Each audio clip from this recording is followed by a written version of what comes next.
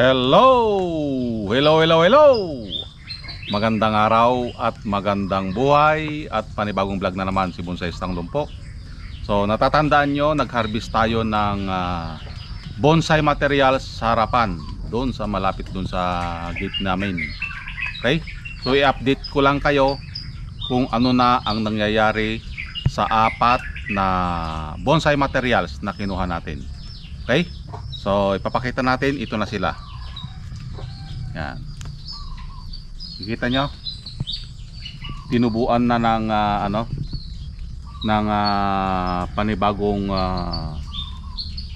sanga. Okay? So ibig sabihin nabuhay yung ating bonsai materials. Okay? Ito yung mga pinagpuputol natin, yung mga ugat. Okay? At dito sa kabila, ito rin. Yan. So hindi rin siya namatay. Okay? So effective yung pag-aalaga natin, yung kung paano natin buhayin ang isang bonsai materials. Okay? So si Bonsai Stang Lumpo nakakapagpabuhay ng pinutol-putol na ugat bilang gawing bonsai materials. Ikaw nakapagpabuhay ka ba ng patay? Shout out sa mga nakapagpapabuhay dyan ng patay. Si Bonsai Stang Lumpo, nabuhay na yung kanyang bonsai materials after 2 weeks. Okay? So puntahan pa natin yung dalawa doon.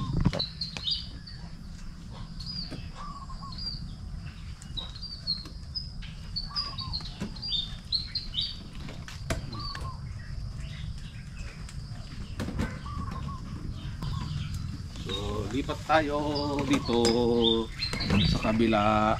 Tignan nyo, naka-wild na lahat yung aking mga So nagpapalaki pa tayo dito. Okay, matagal magpalaki. Naka-wild.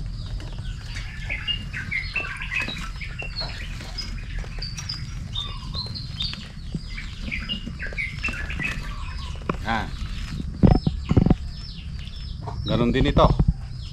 Okay? Tinubuan na din. Ayan, no?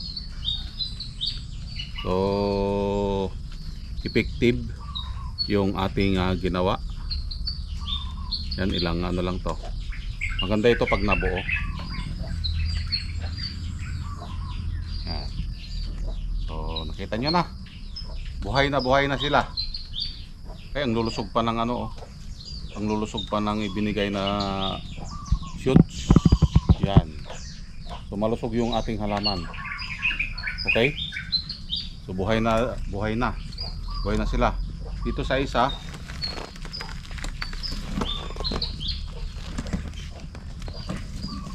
yan, ganito rin ito. Yan, o. Yan. Buhay na din. Diba?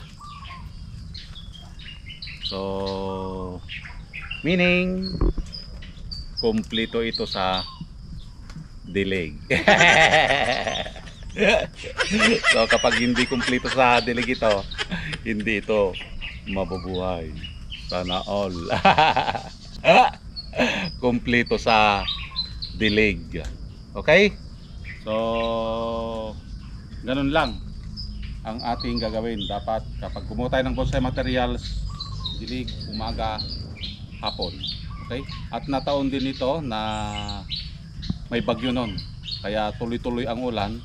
So malaking bagay yun sa kanila, yung tubig ng bagyo. Okay? Yan. So napapaarawan na sila. Okay, ganun din ito. Ayan, yan yung literatin na inano natin, tinanggalan ng mga dahon. Yan na rin yung kanilang nagkukulay blue na siya, o kulay red yung kanyang dulo.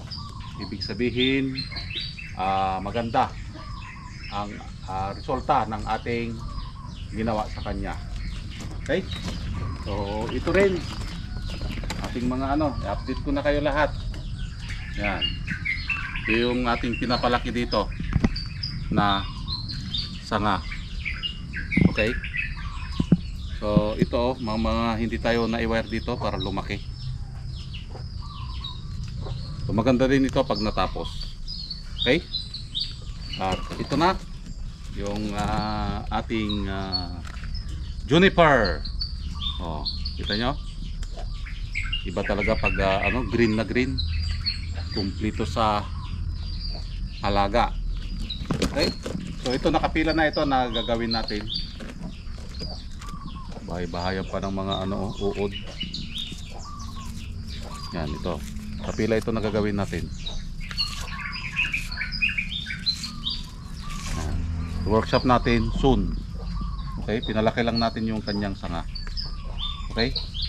At syempre, ang ating paborito na santan. So, nag-umpisa na rin siyang mamulaklak oh. So maraming bagong ng bulaklak yan, mga bulaklak yan. Okay? At the same time nilagyan natin ng maintenance niya doon.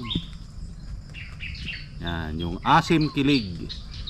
Yan yung nilalagay ko para green na green kasi ang santan ay acidic. Nakakatulong sa kanya yung pagbibigay ng maasim. Okay? Yan. So yan. At saka ito. Yan. Naka-wild na naman. Ilang ilang linggo lang. Ay ilang buwan lang. Yan na naman yung kanyang itsura. Okay? So maraming nakapila na gagawin si Bonsaistang Lumpo. Okay? So abang-abang lang at na-update ko naman kayo sa mga bonsai materials natin na kinuha natin noong mga nakaraang linggo. Okay? At buhay na sila. So hanggang dito lang. Maraming salamat at nakarating na naman tayo sa dulo ng aking video. Hanggang sa muli. Bye-bye.